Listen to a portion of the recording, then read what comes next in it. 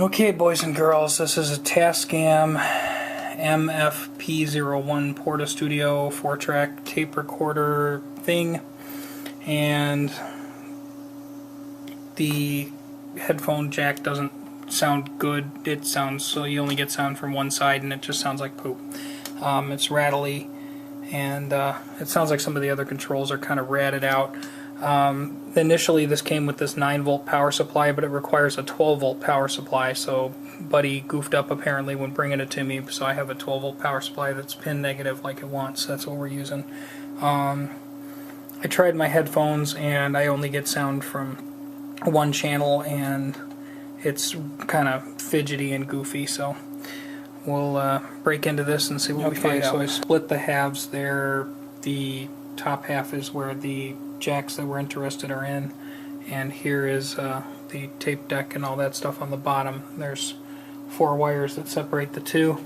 This is the spot where the jack that is being problematic is located. Those solder joints look a little cold and crusty, and I don't know how good they are. I can probably stick a headphone in there and wiggle them around. We'll see if there's any movement. Alright, boys and girls, we put the jack in there. We're going to give that a wiggle. Now look at those solder joints on the back. I have no idea if you can see this. I sure can. I move this around and the solder joints on the board are walking around like they popped off the board. I think they popped off the board. Either that or the traces have ripped off the board. Great. If that's the case, that's really going to double suck, but they wiggle. So we're going to heat those up and reflow them and see what happens. Okay, so for your own safety, I've put you on the tripod. Let's zoom in on that. Let's see if you can see the wiggly solder joints like I do. These two right here, they're wiggling around. They move.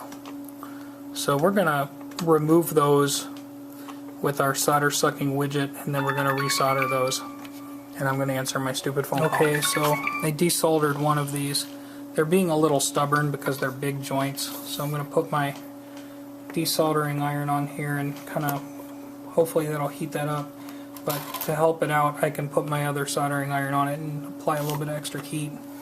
And there we go. Now we've got them mostly desoldered. 85% of all the solder on there is removed. So now we can inspect and see how. Okay, so the pad itself is lifted. Bollocks. That's not good. So if that pad is lifted like that, or is that, yeah, the pad itself is lifted off of there where it's supposed to meet the trace. So I suppose we'll have to take a little X-Acto knife and trim back into that trace some more and get some more exposed copper and then run a long bead of solder onto that, and hopefully that'll work. Okay, so I've scraped down a good chunk of copper about the size of a pad behind the pads that had failed. So what we're going to do is we're going to lay our capacitor across here, and we're going to solder that whole leg of that capacitor down to that new copper area, and with that capacitor hanging on to both the jack clip and whatever the lead off of that capacitor is going to kind of be our new bridge for the connector, and make continuity back onto the PC board to hopefully negate the damage that we have here. So we'll put that back together and solder it and then say a prayer. Well, it's not the prettiest thing, but I think it's going to work. I need to check this this one up here too, make sure that one's okay. That's the ground. But it should be working because I could hear from the one of the two, so hopefully both of those are working. The other one we need to check is the one on the flip side, which is like the microphone input. Let's make sure that's not damaged. This one seems okay. I don't see any bobbling, dancing solder joints over here, so I think we're alright over here. So yeah, I think we're okay here.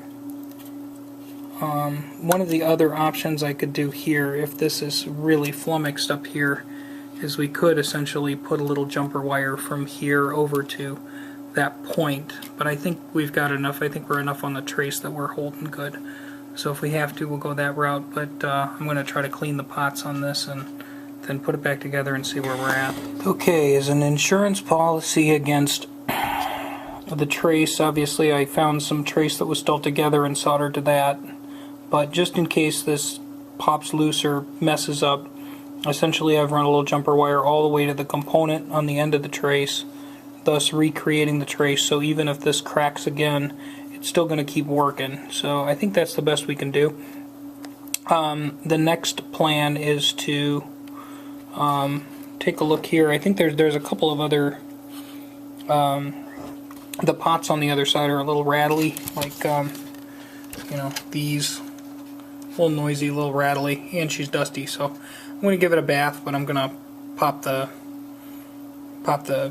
thing apart, and we're going to just spray some lube in the pots, and then we'll give it a good bath. And I think okay, so I cleaned a bunch of the dirt off of it, and now I'm trying it with just one of my cassette tapes that has some pre-recorded stuff on it. The way this does 4 tracks is this would be the left and right channel on side A, and this would be the left and right channel on side B. So if you actually try to listen to these 2 channels, you're going to get whatever is on side B backwards on a typical tape, and then you can pan left and right. You have like basic mixer functions, left, right, and volume for each of the 4, and then you can arm each of the 4 to record. The tape that he gave me to play with, I think, is a blank, so I'll probably just record a test on it. But the headset here, which wasn't working at all, I had one channel intermittently and the other not at all. I have both channels and they're correct and they work right, so we're winning there. And I cleaned the worst of the shmoo off of it, so I think I'm going to just do a couple of quick record tests with it, and if it passes, I'll just come back and say goodbye. Okay, so we'll test this in real time. I got my Shure microphone here. I can monitor myself in my headphones so I can hear myself, and it sounds, you know, like a lot of noisy ambient basement noise like it always does down here. We'll set the recording level so we're just right about there. So we're just starting to hit the red zone. I think that's about where it wants to be. We'll hit record here on our blank tape. Wait for the lead time. This is a test of recording on track number 1. This is only a test. Beep. We will now put the left channel in we'll put the track 1 in the left channel for playback. And then we'll rewind, and we'll switch it to record to channel 2, and we'll say something else stupid in this one. Hey, I can hear back channel number 1 while I'm talking on channel number 2, so I'm actually multi-tracking here. How exciting is that?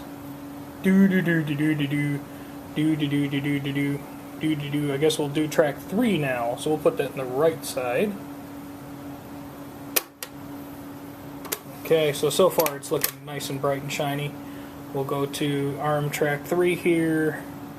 We'll turn down the playback on 1 and 2 so it doesn't mess with my head as much. Okay, so now I'm recording on track number 3, and I'm doing a little bit louder, so it's probably going to over-modulate, and it's weird because I'm hearing tracks 1 and 2 coming back in my ears all at the same time. So I'm like really multi-tracking. I could make like a really cool record and stuff, and it would like be really awesome, and it'd be a #1 hit, and then the record label could like dump me because I suck and stuff. I don't know. Okay. Alright, so I think we're okay on 3. I'll put that over there, and we'll bring that one down low, and then we'll try arming 4, and we'll record on 4, and if I can mix back all 4 of my stupid tests together, then I know we got it.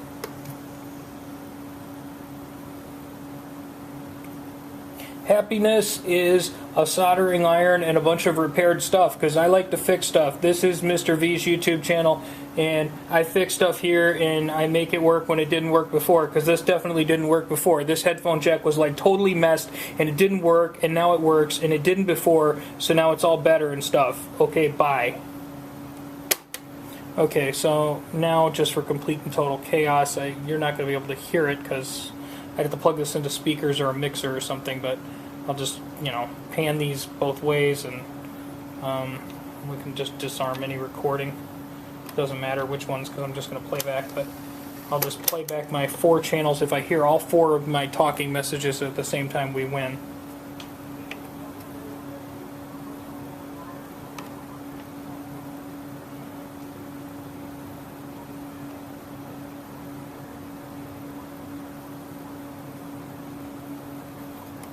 yeah, that's definitely working. That sounds like complete and total chaos on the tape. So that's apparently all this Portaflex needed, was a little bit of help with the headphone jack. And I think the way that we fixed it by adding those little lead wires, that way if this gets stepped on, jerked on, yanked, whatever again, I think it will be less likely to re-break. So hooray for helium, hooray for gerbils, and hooray for Mark Lama's helium inflated gerbil farm. If you have no idea what that meant, you can go look it up. It's a rather good joke from like 15, 20 years ago. Alright, bye.